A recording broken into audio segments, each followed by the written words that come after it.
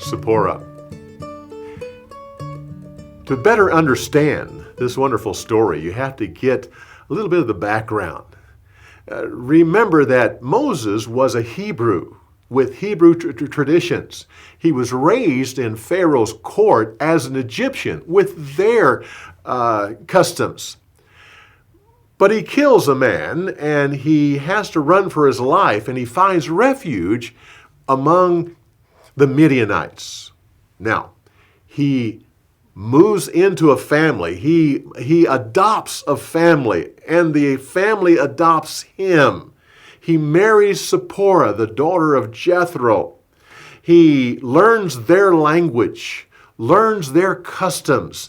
They have neighbors and friends that they know and relatives that he's a part of. And Moses becomes a shepherd, which the Egyptians never were shepherds, but he becomes a shepherd and he lives among the people.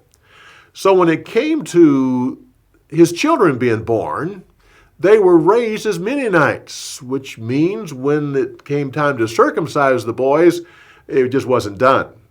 Zipporah was in opposition to it. No, you're not going to do that. That's an old Hebrew thing. You're not a Hebrew anymore. You're with us. None of the men here do that. It's a bloody tradition, and I'll have none of it. But now Moses has left the Midianites. He left Jethro's house. And I believe it was the very first night away from Jethro's house that the issue of circumcision comes up. Now he's no longer a Midianite. He's going back. He's going back, and he'll be a Hebrew. And his children are not circumcised. But it wasn't Moses that made that decision. It was Zipporah. God could have dealt with Moses directly, and he could have forced the issue, but he doesn't do that. God deals with Zipporah, this very strong woman. It's no longer a conflict between God and a man, but God and a woman. He doesn't just strike her dead and judge her. No. He deals with her because she is a perfect wife for Moses. And there's a conflict, and she says, I won't do it. It's not going to happen. So God reaches over and grabs her husband and says, see this man right here? I'm about to kill him if you don't do that. Oh, okay. Zipporah doesn't want the circumcision to happen, but she looks at her husband,